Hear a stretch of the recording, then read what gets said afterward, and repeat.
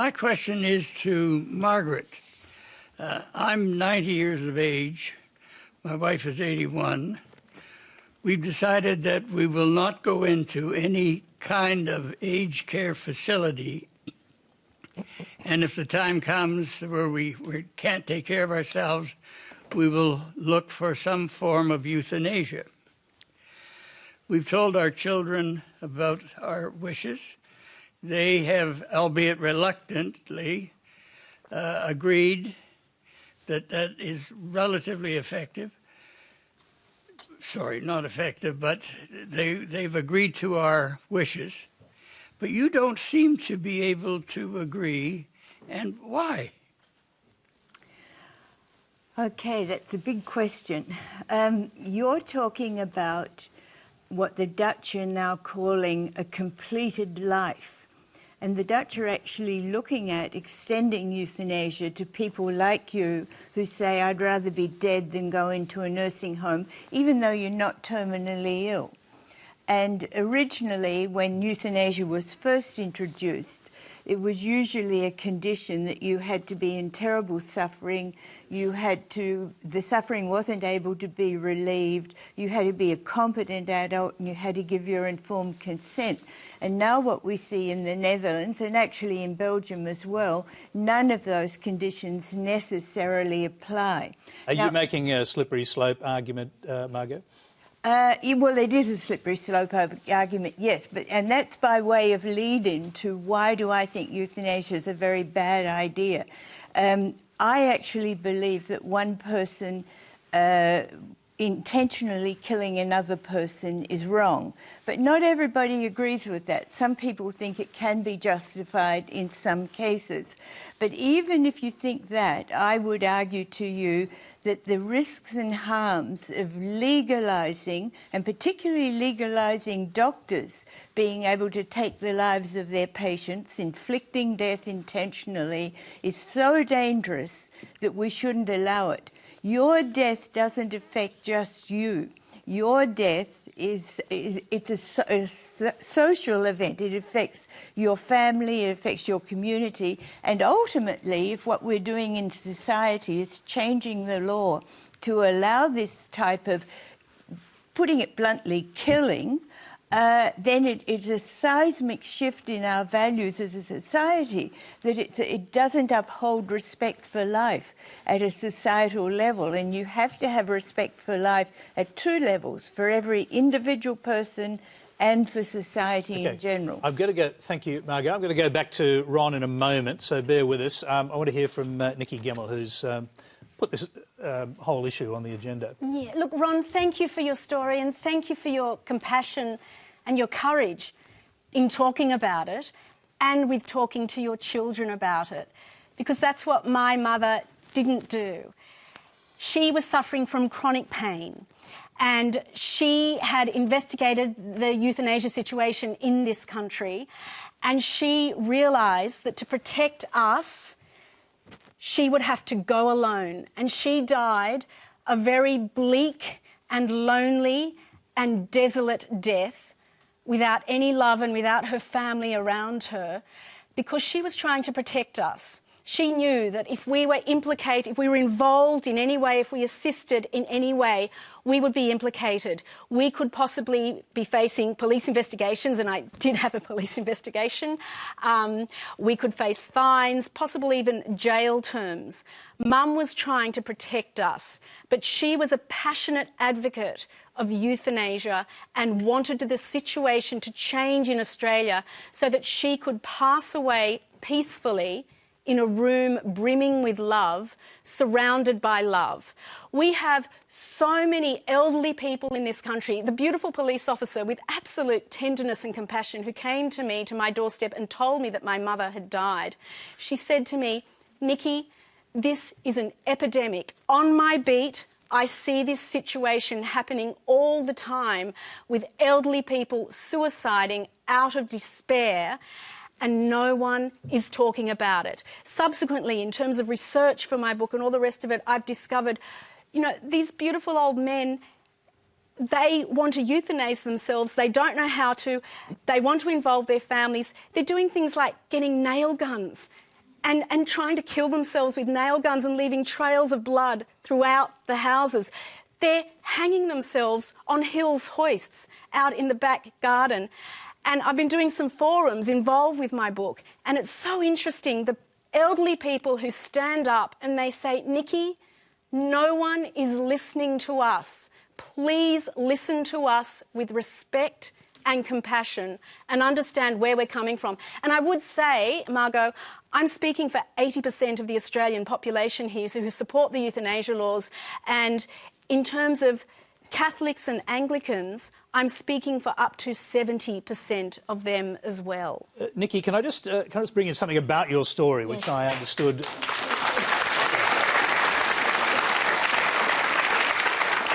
Okay, so something I understood when reading your story was your mother, as you said, suffering from chronic pain, but never sought any form of sophisticated pain relief from a pain management centre, which exists, obviously, around the country.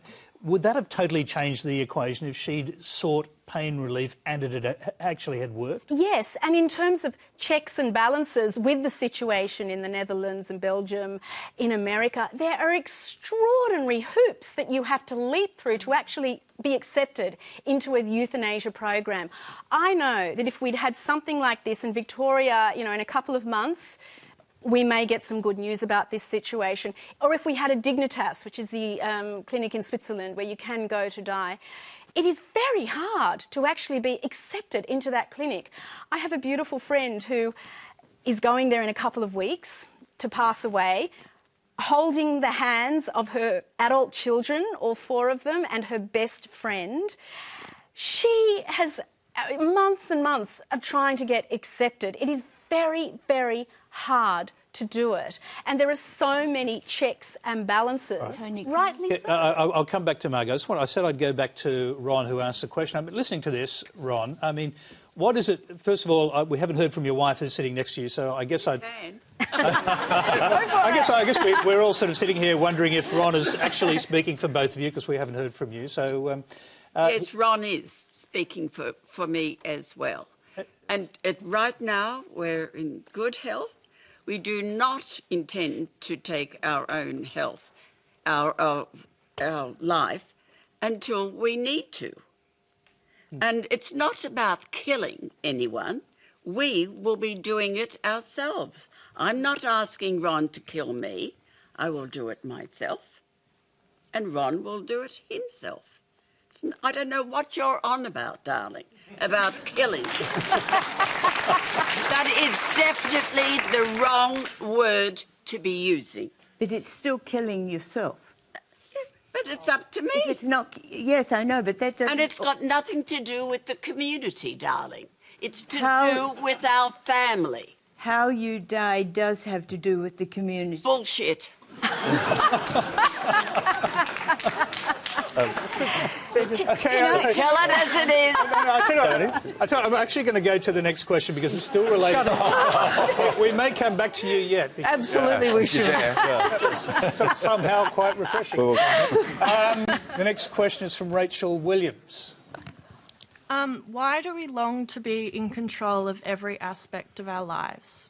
Does taking control of our bodies through euthanasia bring us as individuals empowerment, or does it make society less kind and full of humility? Is death not the most humbling experience because it is the one thing we can't control? Margot. I must admit I didn't find that easy to hear that question.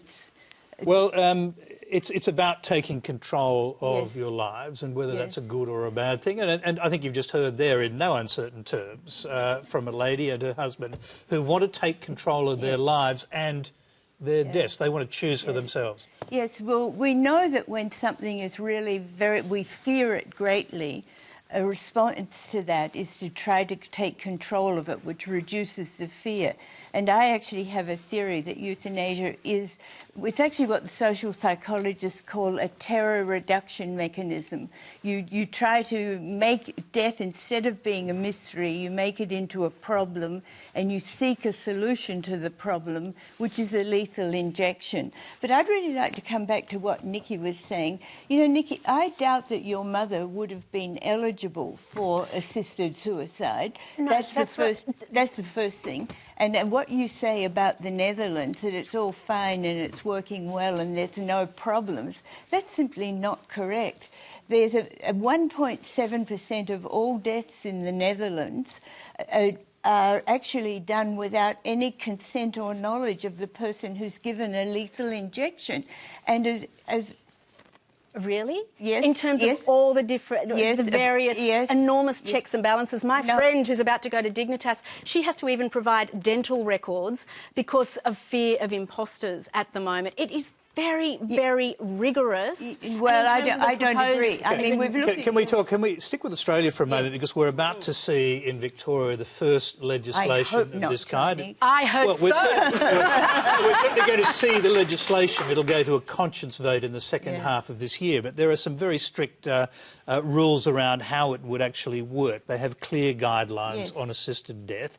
For example, it has to come from a mentally competent, terminally ill person in the last weeks or months of life over the age of 18. So that deals with some of the issues you were talking about. Not one of those requirements applies in the Netherlands or Belgium. No, fair enough. Yeah, okay. We probably can't really debate what's happening there But do you right now. think that Canada is somewhat similar to Australia?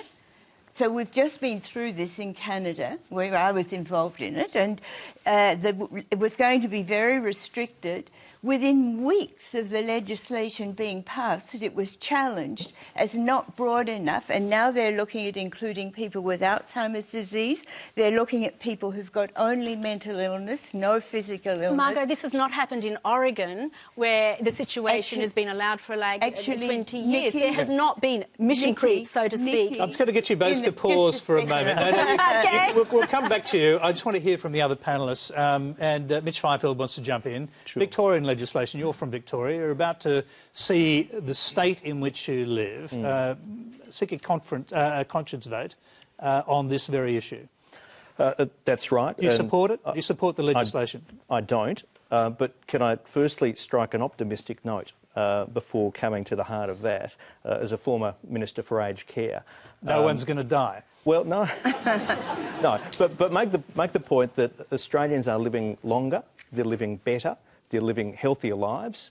You mightn't know this, but there are currently 5,000 centenarians in Australia, and by 2050 there'll be 50,000 centenarians in Australia. We've got an ageing population, and that's a great challenge to have. But to the issue itself, I don't support the Victorian legislation. I guess for many of us, our views on this issue are informed through personal experience with our families. And both of my parents passed away about 20 years ago. And in each case, their deaths were hastened by good palliative care. And what that has left me... So did you say they were hastened? Well, good palliative care can bring a death forward. That's not right. Sorry, let me explain.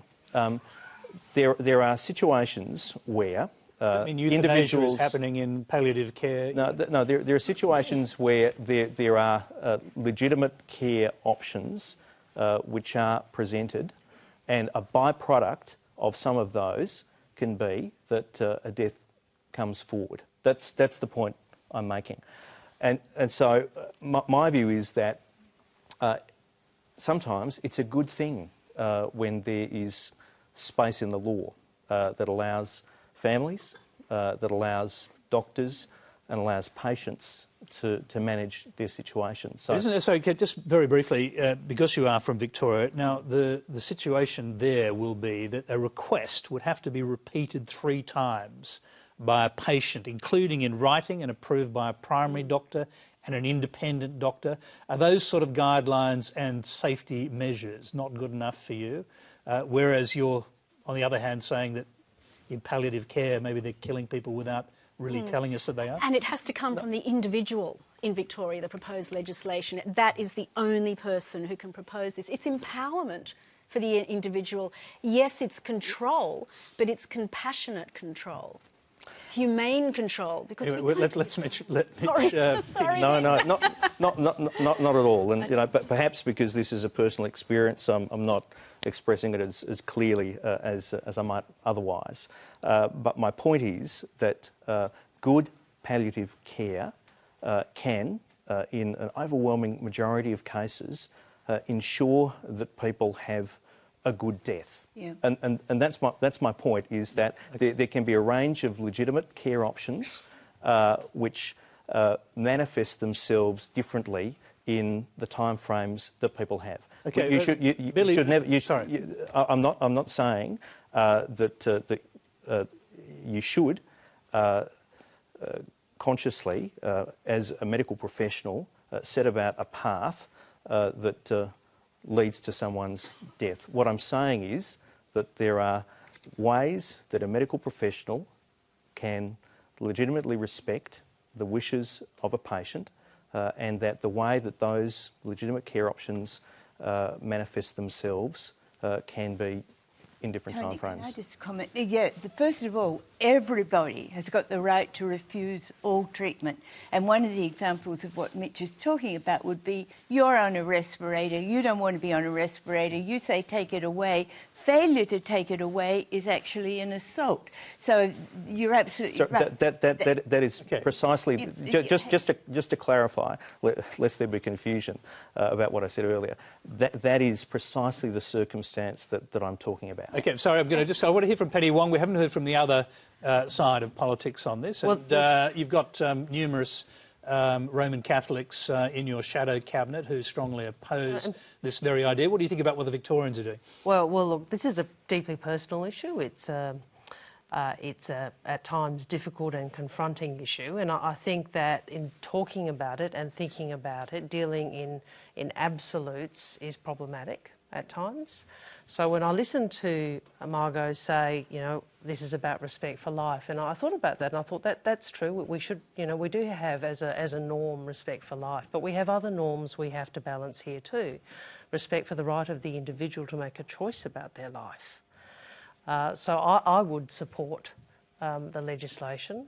Yes, there are difficult questions about checks and balances and ensuring that it is, you know, not used in ways we don't want it. And I appreciate, Margot, you run the slippery slope argument quite indefatigably, but I think that we should deal with the principle first, which is, do we actually think people should have that choice? I think, yes, I do, not in all circumstances, and I would want it carefully constrained, but I think as a matter of principle, that is what I believe. Let's hear briefly from Billy. You've got personal experience as well. It's obviously an incredibly emotional experience because we're talking about our loved ones here. But I was privileged to have had a conversation with my mum a few years prior to her becoming terminally ill, in which she made it absolutely clear to me that she didn't really want to be an infirm person, and that gave me the confidence to be able to say to the doctor, please don't resuscitate her.